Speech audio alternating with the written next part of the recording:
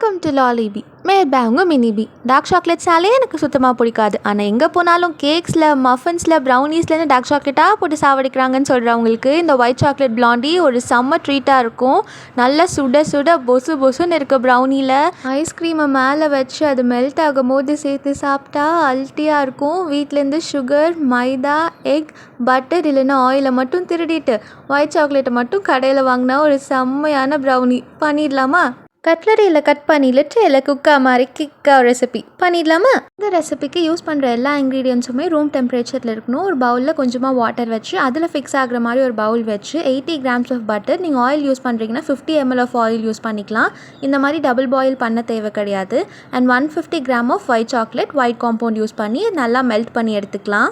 Oil add பண்ணுறீங்கன்னா groundnut oil avoid பண்ணிக்கலாம். Smell இருக்க மாதிரி எந்த ஆயிலும் ஆட் பண்ணக்கூடாது. சன்ஃப்ளவர் ஆயில் ஆட் பண்ணிக்கலாம். இப்போ இது நல்லா மெல்ட் ஆனதுக்கப்புறமா கொஞ்சம் ரூம் டெம்பரேச்சருக்கு ஆற வச்சுக்கலாம். இப்போ ஒரு ஈரமில்லாத பவுலில் 2 எக்கு பிரேக் பண்ணி ஆட் பண்ணிக்கலாம். 1 பிஞ்ச் சால்ட், ஒரு சிட்டிகை உப்பு, 1/4 டீஸ்பூன் 1/4 ஸ்பூனி வெனிலா எசன்ஸ் ஆட் பண்ணிக்கலாம். இது கூடவே 150 grams ஆஃப் சுகர் ஆட் பண்ணி அது நல்லா டிசால்வ் ஆகிற வரைக்கும் நல்லா மிக்ஸ் பண்ணி எடுத்துக்கலாம். லம்ஸ் இருக்கக்கூடாது, கட்டி இருக்கக்கூடாது. இப்போ மெல்ட் பண்ணி வச்சுருக்க பட்டர் அண்ட் சாக்லேட் நல்லா ஆறி ரூம் டெம்பரேச்சர் வந்ததுக்கப்புறமா எக் கூட ஆட் பண்ணிக்கலாம். இல்லைனா எக்கு திரியாக ஆகிடும்.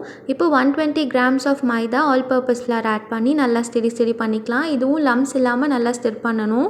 ஃபைனலி பேட்டர் ரெடி ஆகிடுச்சு. இப்போ ஒரு டின்னில் கொஞ்சமாக ஆயில் ஆர் கீ அப்ளை பண்ணிவிட்டு பட்டர் ஷீட் யூஸ் பண்ணிக்கலாம். பட்டர் ஷீட் இல்லைனா ஆயில் ஆர் கீ அப்ளை பண்ணிவிட்டு கொஞ்சமாக மைதா இல்லைனா பவுடர் சுகரை வச்சு நல்ல ஒரு திக் கோட்டிங் மாதிரி பண்ணிவிட்டு இந்த பேட்டரை உள்ளே ஆட் பண்ணிக்கலாம். ஃபைனலாக ஒரு டேப் பண்ணிக்கணும். அப்போ தான் பபிள்ஸ் வராமல் இருக்கும். ஃபைனலி உங்களுக்கு பிடிச்ச டாப்பிங்ஸ் நான் மில்க் சாக்லேட்டை கிரேட் பண்ணி ஆட் பண்ணியிருக்கேன். அண்ட் கொஞ்சம் அப்படியே கட் பண்ணி உள்ளே வச்சுருக்கேன். கிரேட் பண்ணி ஆட் பண்ணால் அது ஃபுல்லாக மெல்ட் ஆகி ஒரு க்ரஸ்ட் மாதிரி செம்மையாக இருக்கும். நீங்கள் அவன் யூஸ் பண்ணுறீங்கன்னா ப்ரீ ஹீட் பண்ணுறதுக்கு பாட்டம் ராட்ஸை மட்டும் ஆன் பண்ணிவிட்டு 180 degree Celsius 10 minutes preheat பண்ணிக்கலாம். அவன் இல்லைனா நல்லா கனமான பாத்திரத்தில் இல்லை பழைய குக்கரில் கொஞ்சமாக மணல் இல்லைனா கல்லுப்பு ஆட் பண்ணிவிட்டு ஒரு ஸ்டாண்ட் போட்டு இந்த டின்னை மேலே வச்சு 30 minutes வேக வச்சு எடுத்துக்கலாம். மீடியம் ஃப்ளேமில் தான் யூஸ் பண்ணணும். இப்போ ப்ரீ ஹீட் ஆனதும் டாப் ராட் ஆன் பண்ணிவிட்டு 30 minutesக்கு டைம் செட் பண்ணிவிட்டு நம்ம பேட்டர் எடுத்து உள்ளே வச்சிடலாம். அவ்வளோதாங்க, ஒயிட் சாக்லேட் பிளாண்டி ரெடி. பார்க்கவே கிளிட்டரியாக இருக்கும். பெரிய ப்ராசஸாக தெரியும், பட் டக்குன்னு முடிச்சிடலாம்.